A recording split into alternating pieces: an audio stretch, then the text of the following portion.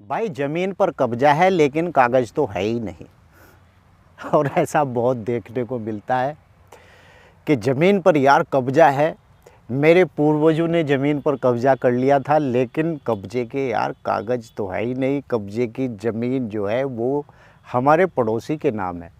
अब भाई पड़ोसी कहाँ गया? पड़ोसी मर गया था। पड़ोसी की ये ज़मीन थी, उसके आगे पीछे कोई नहीं था। हमारे पूर्वजों ने इस पर कब्जा कर लिया था, अभी ये ज़मीन हमारी है। अब भाई कागज़ कैसे बनवाओगे?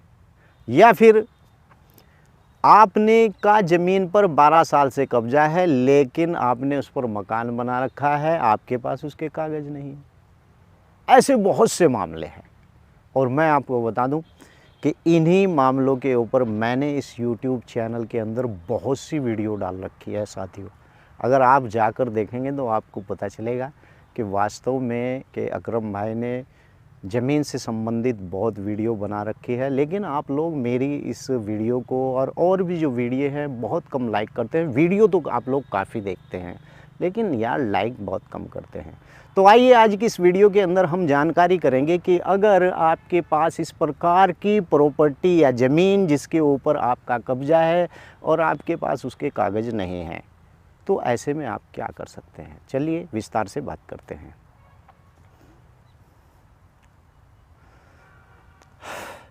मान लीजिए कि किसी प्रॉपर्टी के ऊपर आपका कब्जा है, चलिए छोड़िए, अगर ग्राम पंचायत की कोई भूमि है उस पर आपका कब्जा है, लेकिन तालाब की भूमि को छोड़कर, इस प्रकार की सार्वजनिक उपयोग की भूमि को छोड़कर, अगर मान लीजिए कि आपका नवीन प्रति की भूमि है उस पर कब्जा है, या कोई ऐसी भूमि है जो आबादी के अंदर दर्ज है आपका उस पर कब्जा है, तो क्या आपके कागज़ बन जाएंगे? जी हाँ, बिल्कुल आपके कागज़ बन जाएंगे।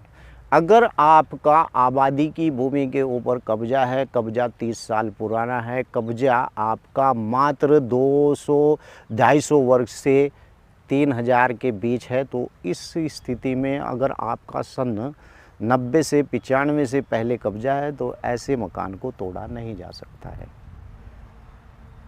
हरियाणा के अंदर इसी प्रकार की जिन लोगों के पास भूमि थी उन लोगों को स्वामित्व योजना के आधार पर, यानी कि उन्हें कागज़ दे दिया गया मालिकाना हक का। और अभी हरियाणा सरकार ने एक नया अमेंडमेंट अपनी राज्य सरकार में किया है कि जिस व्यक्ति ने 500 वर्ग फीट की भूमि पर कब्जा कर रखा है सार्वजनिक उपयोग की भूमि को छोड़कर, उन्हें सबको उस भूमि के ऊपर मालिकाना हक दे दिया।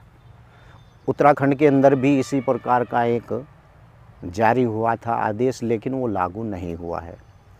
और ऐसे ही उत्तर प्रदेश के अंदर भी अगर आपके पास 3000 वर्ग फीट भूमि है और आपका बहुत पुराना मकान है तो आपको वहाँ पर भी मकान को नहीं तोड़ा जा सकता है।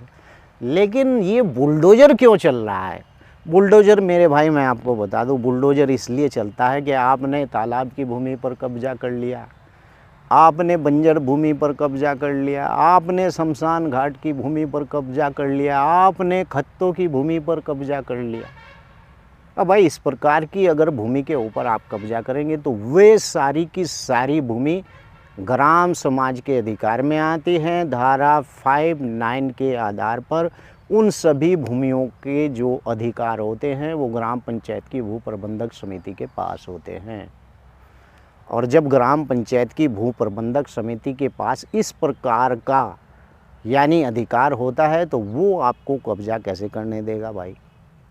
बात यह है कि अगर आपका किसी भूमि पर कब्जा है, क्योंकि कब्जा कानून के आधार पर अगर आपका किसी भूमि पर कब्जा है और आपका मान लीजिए कि कोई व्यक्ति है 12 साल से उसकी भूमि पर आपका कब्जा है और मालिक को इस बात की जानकारी है कि हाँ मेरी भूमि पर यार फला व्यक्ति ने कब्जा कर रखा है, वो आपके खिलाफ़ न्यायालय नहीं जाता या अपनी पावर से ताकत से आपको वहाँ से नहीं हटाता है, और 12 साल के बाद वो न्यायालय में गुहार लगाता है कि श्रीमान जी फला व्यक्ति ने मेरी ज़मीन पर कब्जा कर लिया था और अब मैं उसे छुड़ाना चाहता। तो ऐसी स्थिति में कब्जेदार को प्रतिकूल कब्जा दावा करने का अधिकार हो जाता है। 12 साल से पहले अगर आप उसके खिलाफ़ न्यायालय चले जाते हैं या खुद निकाल देते हैं तो ज़मीन आपकी। अगर कब्जेदार 12 साल रह जाता है तो वो ज़मीन कब्जेदार की होती है। ऐसे ही अगर सरकारी भूमि है तो 30 साल का इसके अंदर प्रावधान है। 30 साल से आपकी ज़मीन है, ज़मीन सरकारी है, उस पर आपका कब्ज़ा है और कब्ज़ा 30 साल पुराना है। लेकिन कब्ज़ा ऐसे ही साबित नहीं होता है। आप सोच रहे हैं कि अकरम भाई ने इस वीडियो के अंदर बता दिया है, चलो कब्ज़ा कर लेते हैं, आने वाली जनरेशन 30 साल हो जाएंगे, कब्ज़ा साबित हो जाएगा, हमें मालिकाना हक मिल जाएगा। ऐसा नहीं है। अगर आपने किसी की भूमि पर कब्ज़ा कर रखा है तो उस कब्ज़े को आपको साबित करना पड़ेगा। ये आपके पास डॉक्यूमेंट्स होने चाहिए कि वास्तव में 12 साल से आप वहाँ रह रहे हैं। जैसे कि एक रजिस्ट्री होती है, फला डेट को कोई रजिस्ट्री करी, ऐसे ही अगर आपने कब्ज़ा किया है तो कब्ज़े की भी आपके पास डिटेल होनी चाहिए कि आपने कब्ज़ा किया था और ये कब्ज़ा आपने फला डेट को किया था। आज पूरे 12 साल हो गए। खैर छोड़िए, बात करते हैं कि अगर कब्ज़े की भूमि है आपके पास तो उसके कागज़ कैसे बनवाएं। भैया, सार्वजनिक उपयोग की भूमि का कोई कागज़ नहीं बनेगा। सीधी सी बात है। आप तालाब के ऊपर कब्ज़ा किए हुए बैठे हैं और कहें कि अकरम भाई इस पर मालिकाना हक मिल जाएगा, हमें कोई कागज़ मिल जाएगा, बिल्कुल भी नहीं मिलेगा आपको।